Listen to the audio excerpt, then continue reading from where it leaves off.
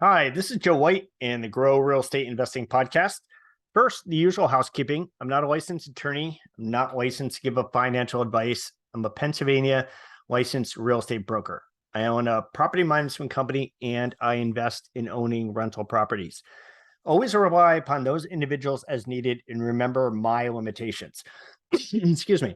These podcasts are just my opinions based upon what I have experienced. So today, my opinions regard days on market. I'm going to try to take something that you already know that you should pay attention to and make it something that you take much more seriously. So days on market refers to how many days a property has sat on the market looking for its buyer or looking for its tenant. The days a property sits on the market are important to property management companies like mine and to real estate agents, real estate brokers, and it's important for rental property owners. As a property management company, it's a high metric for us to track because vacancy is extremely expensive to our clients. In fact, vacancy is by far the largest expense that a rental property owner will have. A single month vacant will typically cost the property owner far more than the cost of a year of property repairs and a year of property management fees. Vacancy typically costs rental property owners more than all other expenses combined.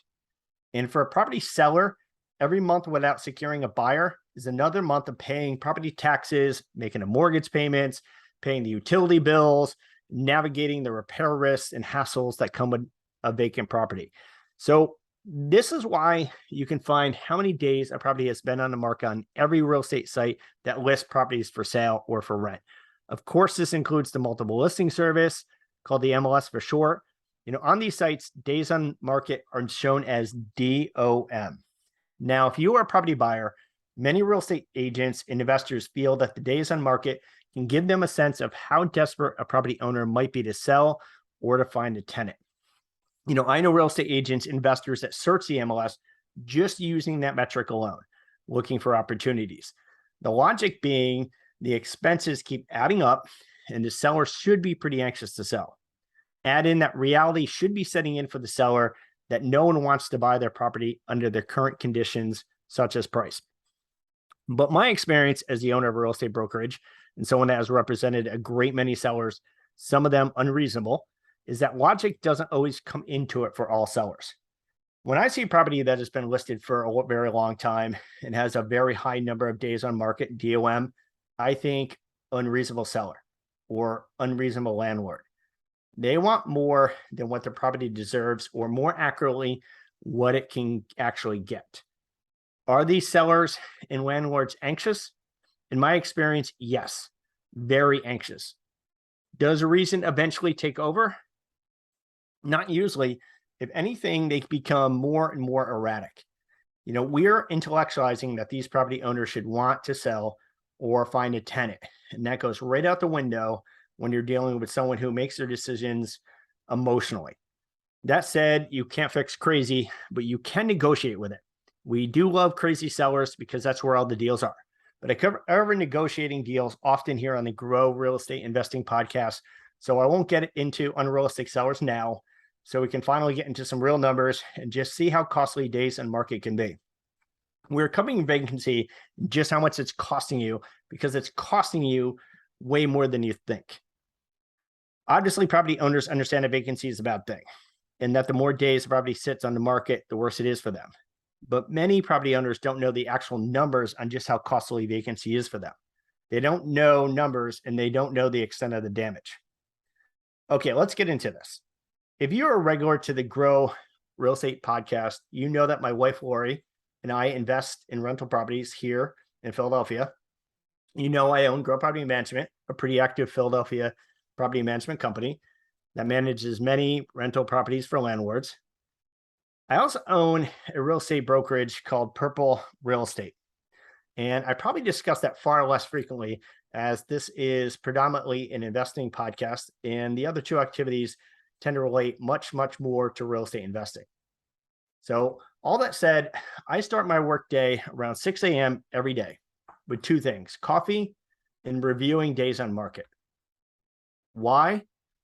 Because every day my property management company has vacant rental properties that we need to find tenants for. And days on the market are our report card. It's a top key performance indicator, or KPI, for how healthy my property management company is on any given day. We are supposed to be renting rental units. If we are not renting rental units, then my company is not healthy. Every day, I need to gauge the performance of each vacant unit that my company currently has. I look at why some units get more showings and more interest from prospective tenants than other units. And we make adjustments daily until we start seeing the numbers that we know we have to see to get a unit rented and still get as much rent as possible. It's always going to be a fine balance. And it might sound difficult, but we have approaches and ways to get the most rent, but still rent a property very quickly. And it's all run off of numbers. And I also track the average days in the market of other Philadelphia property management companies here in our market and also nationally. I don't really track real estate brokerages any longer, as it's tough for real estate agents to really compete against property management companies in finding tenants.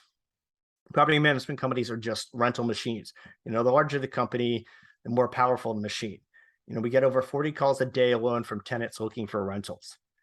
So, we offer instant showings and dedicated staff working towards that single rental goal. So it's not a level playing field for an agent who has maybe a handful of rental listings. But other property management companies, of course, who wouldn't want to be the best? You bet I track that. And a benefit of tracking this metric allows me the sales luxury of being able to tell a prospective client that we will make them far more money than they'll ever spend in our 7.9% management fee. If we reduce their vacancy by just 1 month, that can cover the property management fee for a year. But let's get some real numbers. Okay, let's say we have a rental property that has a market value of $2,100. That means we can expect the property to rent within 3 weeks of being listed. That's a pretty reasonable amount of time to expect a rental to rent. So the average days in a month is 30.42 days. I know that because it's a metric I use every day when tracking days a month. But here, we're going to keep it much more neat. And let's just use 30 days. Now we divide the $2,100 of rent by the 30 days, and that gives us $70 as a vacancy cost per day. The amount that property owner lost by not having a tenant for 1 day. That's a heavy penalty for not finding a tenant. That's almost double the cost of a parking ticket here in Philadelphia. So each day a rental property is vacant is costing the owner $70. Now, it's not going to surprise you that $70 times 2 days has a cost of $140. In 7 days, that cost goes up to $490. At this point, we can either continue looking at the cost of being vacant for 2 months, which is a vacancy cost of $4,200, or we can look at it from this higher rent perspective, say the $3,100 range, which puts your vacancy cost penalty at $103 per day. That 2-month cost would be over $6,000. So now days on market starting to feel more like a vacancy fine or vacancy penalty fee and less like an arbitrary number. A day on the market has a cost. And that's how I view it as a rental property owner and also as a property manager. Tracking days on market daily here in the Philadelphia rental market, our days on market are 21.3 days less than other property management companies. Using the 21.3 days and timing it with the $70 per day vacancy penalty cost, we're able to save that property owner $1,491 every time they're vacant. So my point here isn't to promote my property management company over others. Call my business and I will certainly be happy to do that. It's that days on market shouldn't just be thought of as just a number. Call it what it is, a vacancy penalty fee. It's a daily fine that a landlord has to pay for not doing a better job finding a tenant. Now, if you are selling a property, work the cost of ownership against your asking price. And if you are a property buyer, try using it to your advantage. If you are a landlord, track your days on market. Work on your marketing efforts and answer your phones quicker. Responding quickly to tenant inquiries is one of the most important things we do at my property management company. It's a top factor getting a vacancy filled. Lower your price if forced. If the traffic is slow and all other factors lead to price, then lower it. We have the advantage of having a lot of numbers you won't have as a landlord. But if you own just a few rentals, I think a 3-week target would work well for you. 3 weeks is long enough to find a tenant that is willing to pay top rent, but it's short enough to balance out your excessive damage from vacancy cost. If you're hiring a real estate agent or a property manager, check their days on market averages. Using online reviews and days on market are the two most important things you should rely upon when selecting the right agent to sell your property or to find the best property management company. Okay, trying to wrap this up. Hopefully, I was able to take a number you only paid mild attention to and made you more serious about it. This is Joe White with the Grow Real Estate Investing Podcast. Happy investing.